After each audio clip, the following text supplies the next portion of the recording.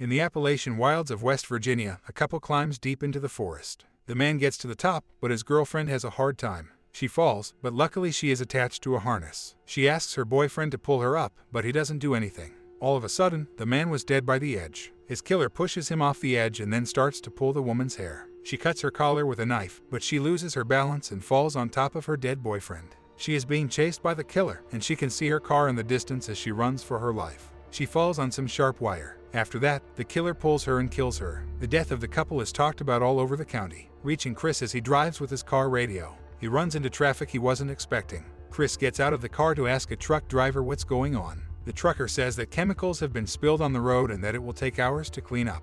Chris turns around and starts his car. He tries to call someone to tell them he'll be late for his job interview, but his phone doesn't work on the way there. Chris sees a sign, so he goes a different way. He gets to a gas station. Chris tries to use the payphone, but it's broken. He asks the owner if he has a spare phone, but the owner says he doesn't. So Chris looks at the plan and sees a way that has been blocked off. As he leaves, the owner tells him to have a good time.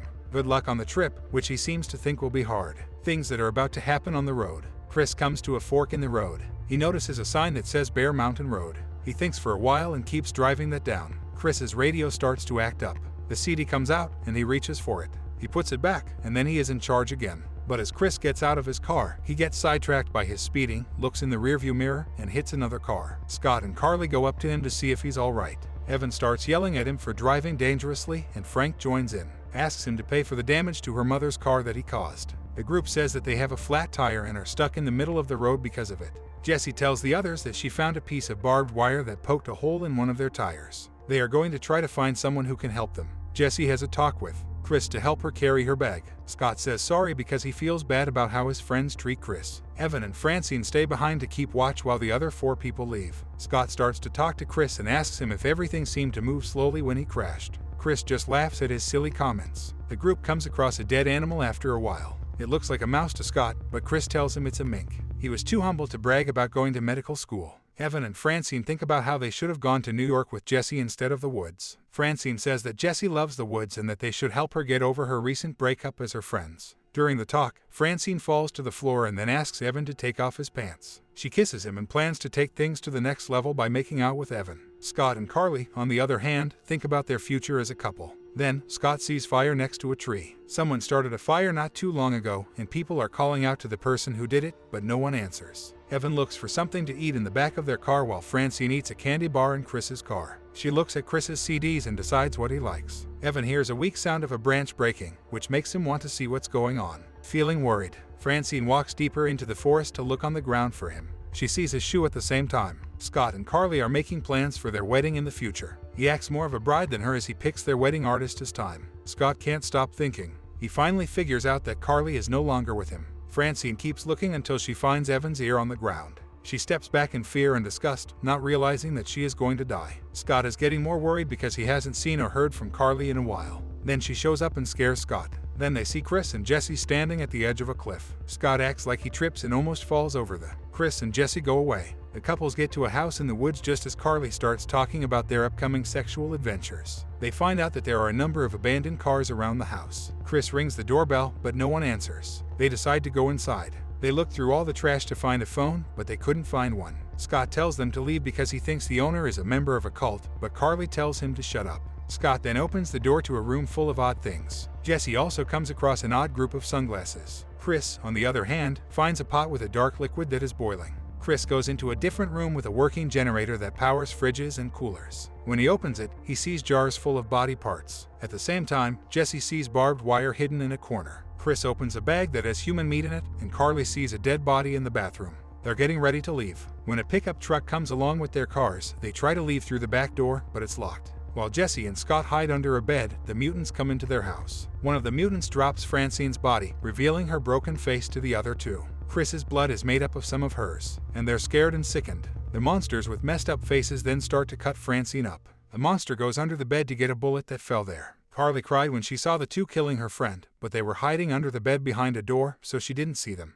After a while, the monsters take a nap that they have earned. After killing for a long time, the 2 couples start to leave the house. Carly knocks over a noisy pitcher, but the freaks don't wake up. She can't stand to see Francine's body in pieces. As Jesse opens the door to the exit, Chris grabs the door spring to keep it from making noise. Because everyone is taking their time to leave, his hands start to bleed. One of the freaks wakes up and sees them going. They start running up the mountain, and behind them, the brothers ride off on their horses to go hunting again. Carly is upset, which slows the group down. Scott talks to her about their future, which makes her feel better. When they get there are a lot of abandoned cars and signs of killings in the distance. Chris can hear the truck coming closer. They get down to escape being seen, and the brothers with twisted faces start looking for food. Chris plans to get away with the pickup truck. Scott suggests that one of them confuse the mutants while the others get into the car. Chris starts running and screaming right away. Chris is shot in the leg by one of the mutants. This makes it impossible for him to try to save him. Scott also runs to get their attention away. Carly and Jesse help Chris get to the truck. When Carly opens the door, Evan rolls out, and she starts to cry again. They drive away, but one of the brothers is right behind them, deeper in the woods. Scott is seen. He runs toward them, but stops all of a sudden. He dies when a shot goes through his chest. When another shot breaks the window, Jesse has to drive, leaving Scott in the truck. Carly can't accept that her boyfriend has died, so she begs Jesse to turn around. After a few hours of driving, they return to the road without the love of her life. Carly's eyes look dead. The truck gets stuck in the mud, so they have to give up. Carly doesn't think they can make it and gives up hope. Jesse tries to explain to her that Scott gave his life so that they could live. She does end up listening, and they keep going. Chris narrowly avoids getting caught in a bear trap. Then Carly laughs like crazy about what happened. A watchtower is found by the group. Jesse tells Carly to be quiet when she starts screaming to see if anyone is up there. They climb the shaky ladder and get to the top just as the sun is setting. Chris and Jesse start to look for roads or towns nearby, but Carly is still not hopeful. When they find a first aid kit, Jesse helps Chris fix his leg. Carly finds a phone, but no one answers when they say they are in trouble. Send a weak light from a torch outside. Chris sends out signals that the mutants are nearby. The mutants walk by, but a loud warning from the radio gets their attention. A ranger hears their call for help and asks where they are. Carly yells that she has no idea where they are. As the mutants start to climb the ladder, Chris starts to block the doorway. Jesse tells them a rough idea of where they are. The radio base tells them to stay where they are because he will come save them. Chris starts to crush the mutant when it starts to poke through the hole. All of a sudden, they stop trying to get in, and it gets very quiet. As smoke starts to rise outside, they discover that the watchtower is on fire. A box is thrown through the window by Carly. She plans to jump, saying that she'd rather die from the fall than from being burned. Chris figures out that Carly is right when she says that there is a chance to escape the fall. The trees catch him when he jumps. Carly and Jesse are able to catch up, but the monsters can hear them screaming. They begin to move through the trees and hide in the dark. Arrows shoot up at random from, making them watch every move they make. When Carly meets one of the monsters face to face, he sticks an axe in her face. Chris and Jesse watch as her body and head split apart. They keep running away, and their laughs and wails can be heard all over the forest. Chris stops to pull on a branch that he plans to use to push the freak out of the woods. When Jesse goes to lower the mutant falls behind her holding a knife. Let's get rid of the tree and the mutant flies, Chris. Behind a waterfall, Chris and Jesse hide were seen. Jesse talks about why she broke up with her boyfriend, saying that it was her fault that her friends died. Chris makes her feel better while they spend the night holding each other. Jesse has nightmares in which monsters attack her. She wakes up, startling Chris. They leave the waterfall to keep running away. When they see a road, it's the first sign of hope, but then Chris gets hit with an axe and the monsters close in on them. Chris is pushed, and they take Jesse away. Chris stops the guard as he drives down the road. He tells the story of how the monsters killed them. But an arrow goes through one of the guards. The Newton just misses the next shot in the middle of the talk. Chris had to hide under the car because of this. The Newton takes the keys and looks under the table, but there is no one there. Chris hides in the bushes and waits for the freak to get into the car. He slides along the underside and hooks himself on. Jesse asks the freak to let her go when they get back to the house. Chris and the other mutants show up, and the guard is dragged to the cabin by Chris. He can hear Jesse crying out as she watches them kill the ranger. All of a sudden, a fire starts, and one of the freaks goes over to see what's going on. Chris crashes into the front of the house, taking the monster with him. He throws a EM mallet at the last mutant, who catches fire as a result. He stabs him, and the monster falls to the ground while still on fire. As soon as Chris freezes Jesse, another creature throws him to the ground. He gets an axe and starts to hit him. The freak is choking Chris, letting Jesse shoot an arrow through the back of his head. As soon as they think the horror is over, the last monster runs straight for Chris. Jesse hits him with a hot piece of wood from behind. The monster aims 2 knives at her and kicks her through the window. Chris then puts a chain around his neck and Jesse kills him with an axe. Only 1 shot was fired, but all 3 are still living. Chris shoots a gas tank, which causes the house to blow up.